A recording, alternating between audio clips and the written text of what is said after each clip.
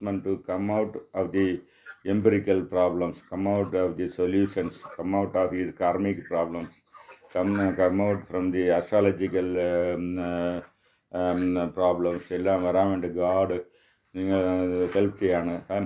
ആ ഹെൽപ്പ് ചെയ്യാൻ വേണ്ടിയാണ് ഒരുപാട് കാര്യങ്ങൾ പറഞ്ഞു വെച്ചിട്ടുണ്ട്. ശിവൻ പറഞ്ഞു വെച്ചതിൻ്റെ കാര്യങ്ങളുടെ പേരാണ് ആഗമ. എന്തോന്ന് നിങ്ങൾ വേദാന്തത്തിൽ പഠിക്കുന്നത് ഇതുവരെ ഉപനിഷത്ത് ബ്രഹ്മസൂത്രം ഇങ്ങനെയല്ലേ കേട്ടിട്ടുണ്ട്. ഭഗവത്ഗീത ഇതൊക്കെയാണ് കേട്ടുള്ളത് ഇന്ത്യയിലുള്ളത്. അതിനെക്കാട്ടിലും വെയിറ്റുള്ള, ക്ലാരിറ്റിയുള്ള, സിസ്റ്റമാറ്റിക് ഫിലോസഫിയുള്ള ഒരു അഫോറിസംസാണ് ശിവൻ പറഞ്ഞ ആഗമ. ആത്മാവ് അങ്ങേരെ കെട്ടി അണയ്ക്കാനുള്ള ടെക്നിക്ക്. ആത്മാവെന്ന് ശിവനെ നോക്കി ട്രാവൽ ചെയ്യാനുള്ള ഉപാധിയാണ് വന്നത്. അപ്പോൾ എന്തെന്ന് വെച്ചാൽ അതിന് ആഗമ. അപ്പോൾ അതിനെ നിങ്ങൾ ക്ലാസിഫൈ ചെയ്യുമ്പോൾ ഈ ന്യായം, വൈശേഷികം എന്നുള്ള ഫിലോസഫിക്കൽ ടെക്സ്റ്റായിട്ടും അത് റിലീജിയസ് ഏത് വേണമെങ്കിലും നിങ്ങൾ സെലക്ട് ചെയ്യാം. അങ്ങനെ റിലീജിയസ് ഇതിൽ നിങ്ങൾ സെലക്ട് ചെയ്താലും ഇല്ല എനിക്ക് ശക്തി തന്നെ ഇഷ്ടപ്പെടും, ഓക്കെ കൊടുങ്ങല്ലൂർ തന്നെ പോകുമോ, കൊടുങ്ങല്ലൂർ പോയിക്കോ, അല്ലെങ്കിൽ ആറ്റുകാലിൽ പോയിക്കോ. എനിക്ക് വിനായകറാണ് എനിക്ക് വളരെ ഇഷ്ടം കേട്ടോ, ചെറിയ വയസ്സിൽ തന്നെ. അപ്പോൾ വേണമെങ്കിൽ പഴവങ്ങാടി പോയിക്കോ. അല്ലെ എനിക്ക് മുരുകനാണ് ഇഷ്ടം വെച്ചാൽ ഹരിപ്പാട് പോയിക്കോ, അല്ലെ തമ്പാനൂരിൽ ബാലസുബ്രഹ്മണ്യ ക്ഷേത്രം ഉണ്ട്, അവിടെ പോയിക്കോ. ഇത് എവിടെ പോയാലും അവിടെയും 4 പടികളുണ്ട്. മറ്റേ പാട്ടിലൊന്ന് ഇടയ്ക്കിടെ 4 പടികളുണ്ട് എന്ന് പറയണില്ലേ. 4 പടി. ഫസ്റ്റ് പടിയാണ് സരിയ എന്ന് പറഞ്ഞാൽ നിങ്ങൾ വന്ന് ടെമ്പിൾ വർഷിപ്പ്. നിങ്ങൾ വന്ന് എന്തെന്ന് വെച്ചാൽ ടെമ്പിൾ വർഷിപ്പ് എന്ന് പറഞ്ഞാൽ അതിൽ നിങ്ങൾ വിചാരിക്കുന്ന തേങ്ങയും പഴവും വാങ്ങിച്ചുകൊണ്ട് പോകുന്നത് മാത്രമല്ല, ക്ഷേത്രത്തെ ക്ലീൻ ചെയ്യുന്നത്, പരിസരത്തെ ക്ലീൻ ചെയ്യുന്നത്, വിളക്ക് കയറ്റത്, കത്തിക്കുന്നത്, ഇതൊക്കെ വന്ന് ഇത് സരിയ ലെവൽ 1. ഇല്ല ഞാൻ അവിടെ പോയ ആ ബുക്ക് എടുത്ത് പാരായണം ചെയ്തിട്ട് തന്നെ പുറത്ത് വരും എന്ന് പറഞ്ഞാൽ അത് ക്രിയ. വീട്ടിലൊക്കെ പൂജ ചെയ്യുന്ന അതിൻ്റെ പേര് ക്രിയ. അത് എല്ലാത്തിലും യോഗ ഉണ്ട്. ഇത് യോഗ. അപ്പോൾ ഇതുവരെ നിങ്ങൾ തമ്പാനൂർ മുരുകൻ ക്ഷേത്രത്തിൽ പോയിട്ടുണ്ട്. മുരുകൻ പറഞ്ഞ യോഗയാണ്. ഇപ്പോൾ ഞാൻ കൗമാരം എന്ന് ബുക്ക് വാങ്ങിച്ചതിൽ പറഞ്ഞിട്ടുണ്ടല്ലോ. എന്താന്ന് കൗമാരം ആൻഡ് സുബ്രഹ്മണ്യ യോഗ, അതല്ലേ ബുക്കിൻ്റെ പേര്. 11 കൊല്ലത്തിന് മുമ്പ് ഞാൻ കൗമാരം ഒന്ന് ബുക്കിടണമെന്ന് പറഞ്ഞ് ബുക്കിട്ട് അതിൽ കൗമാരം മാത്രമേ ഉണ്ടായിരുന്നു. പിന്നെ ഇപ്പോൾ ഈ സുബ്രഹ്മണ്യ യോഗയും ചേർക്കണമെന്ന് പറഞ്ഞ് ഈ പ്രാവശ്യം കൗമാരം ആൻഡ് സുബ്രഹ്മണ്യ യോഗ എന്ന് പറഞ്ഞ് അത് ഇൻക്ലൂഡ് ചെയ്ത് അതിപ്പം മലയാളത്തിലും ട്രാൻസ്ലേറ്റ് ചെയ്ത് വച്ചിരിക്കുകയാണ്. ഓക്കെ, സോ എല്ലാത്തിലും ഒരു യോഗ ഉണ്ട്. Yoga means practical way of getting relief very quick relief. Yoga gives quick relief. അപ്പോൾ നിങ്ങൾക്ക് മുരുകൻ്റെ വർഷിപ്പിലും സുബ്രഹ്മണ്യ യോഗ ഉണ്ട്. വിനായകറും കുണ്ടലിനി യോഗ പറയുന്നുണ്ട്. വിനായകർ കുണ്ടലിനി യോഗ പറയുന്നുണ്ട്. പരാശക്തി കുണ്ടലിനി ആയിരിക്കുന്നു, അത് ശക്തിപാത് യോഗ. പരാശക്തിയുടെ ഇത് ശ്രീമദ് ഭാഗവതം പഠിക്കുന്നത് മാതിരി ഷഡ്ചക്ര നിരൂപണം, അതാണ് is a basic literature for chakra activation. അപ്പം ഞാൻ എൻ്റെ കോഴ്സ് തുടങ്ങുന്നത് ചക്ര ആക്ടിവേഷൻ കോഴ്സാണ് തുടങ്ങുന്നത്.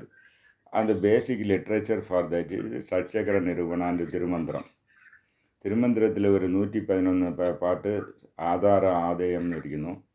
അത് ഷഡ്ചക്ര നിരൂപണത്തിൽ എന്ത് പറയുന്ന അതെക്കാട്ടിലും കൂടുതൽ വിവരങ്ങളുണ്ട്. ഇത് ലിറ്ററേച്ചറെ വെച്ചാണ് ചക്ര ആക്ടിവേഷൻ യോഗ ഞാൻ എടുക്കുന്നത്.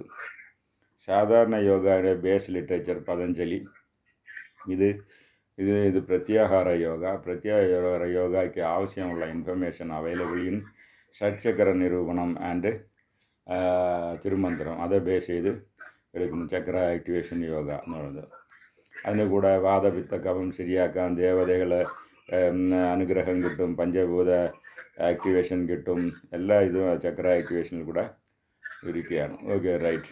അപ്പോൾ എന്തെന്ന് പറഞ്ഞാൽ നിങ്ങൾക്ക് ഇരിക്കുകയാണ്. അപ്പോൾ എന്തെന്നാണ് ഇതൊക്കെ എന്തിനാണ് ചെയ്യണം എന്ന് പറഞ്ഞാൽ, നിങ്ങൾ വന്ന് ആത്മാവ് നിങ്ങൾക്ക് വന്ന് പോയ ജന്മത്തിലുള്ള ബാക്കി കർമ്മങ്ങളൊക്കെ ഉണ്ട്, അതിനു വേണ്ടിയാണ് ജന്മം എടുത്തത്. ഈ ജന്മത്തിൽ എല്ലാത്തിലും മുക്തി എന്ന് പറഞ്ഞാൽ ലിബറേഷൻ. മുക്തി എന്ന് പറഞ്ഞാൽ ഉടനെ ആളുകൾ സമാധി, അയ്യോ എനിക്കിങ്ങനെ സമാധിയല്ല. സമാധി നിങ്ങൾ ജനിക്കുമ്പോൾ എത്ര വയസ്സിൽ ഈ ലോകത്തെ വിട്ട് പോകണം, അത് വേറെ. ഇത് വന്ന് മുക്തി എന്നാൽ liberated from you are in the principle. പക്ഷേ അതിൽ നിങ്ങൾ വന്ന് ലിബറേറ്റഡ് ആയിരിക്കും. എന്താണ് അങ്ങനെ ലിബറേറ്റഡായി ഇരിക്കാൻ പറ്റുമെന്ന് വെച്ചാൽ പറ്റും. നിങ്ങൾ ഒരു ബിസിനസ് ചെയ്യും, ബട്ട് ലിബറേറ്റഡ് ആയിരിക്കും. അത് എങ്ങനെ ഇരിക്കാൻ പറ്റും? രാജാവായിരുന്ന ലിബറേറ്റഡ് ആയിരുന്നിട്ടുള്ള ആളുണ്ട്. അപ്പോൾ ഹിന്ദു മതത്തിലെല്ലാം മുക്തി എന്ന് പറഞ്ഞാൽ liberated, rise above all these things. എന്തെന്ന് റൈസ് അബവ്? അപ്പോൾ രാജാവായിരുന്നിട്ടും ഇരിക്കും. അതാണ് ജനക മഹർഷി. എന്തെന്ന് അങ്ങനെ ഋഷിയായിരുന്നിട്ട് രാജാവായിരുന്നിട്ട് ഋഷിയാവുന്ന എങ്ങനെ? ഈ സംശയം ഒരു 2-3 സന്യാസികൾക്കുണ്ടായി. അങ്ങേരെ കൂടെ ഉള്ള സന്യാസി 3 പേര്, ശിവനാണ് അവരുടെ ക്ലാസ് ടീച്ചർ. ഇങ്ങേര് ജനകുമാരൻ, അങ്ങനെ 4 പേരുണ്ട്. 4 പേരിൽ ഇങ്ങേര് രാജാവും മറ്റേ 3 പേരും കോവണം എടുത്തിരിക്കുന്നുണ്ട്, ആണ്ടികൾ. ഈ 3 പേർക്കും ക്ലാസ് എടുക്കുക, 4 പേരും ക്ലാസ് എടുക്കുക ദക്ഷിണാമൂർത്തി. അപ്പോൾ ദക്ഷിണാമൂർത്തി ഫേസിങ് സൗത്ത് ക്ലാസ് എടുത്തുകൊണ്ടിരിക്കുമ്പോൾ ഡെയിലി ഈ 3 പേരും ആദ്യം വന്ന് കറക്റ്റായിട്ട് വിടിയാൽ 5 മണി എന്ന് വെച്ചാൽ 5 മണിക്ക് വന്ന് റെഡിയായിരിക്കും. എന്തോന്ന് വിടിയാൽ 5 മണിയല്ലേ നിങ്ങളുടെ ക്ലാസ്സിൽ റെഡിയായിരിക്കും. പക്ഷേ രാജാവ് എന്നും 10 മിനിറ്റ് 15 മിനിറ്റ് ലേറ്റാവും. എന്തോന്നു കാരണം അങ്ങേര് ഒരുപാട് കാര്യങ്ങൾ നോക്കണമല്ലോ. പക്ഷേ ശിവൻ അങ്ങനെ ഇരുന്ന് രാജാവ് വന്ന ശേഷം തന്നെ ക്ലാസ് എടുക്കും. അപ്പോൾ ഇവർ 3 പേർക്കും ഒരു ദേശീയം എന്തോന്ന് ദക്ഷിണാമൂർത്തി വെച്ച് ഫൈനൽ ഗുരു. എന്തോന്ന് ഗുരുവിൻ ഗുരു. അതിൻ്റെ മേലെ ഗുരു ഇല്ല. ഗുരുവിൻ ഗുരു എന്ന് വെച്ചാൽ ജൂപ്പിറ്റർ ഗ്രഹത്തിനും ഗുരുവാണ്. ജൂപ്പിറ്റർ ഗ്രഹത്തിനും ശിവനാണ് ഗുരു. Dakshinamurthy facing south.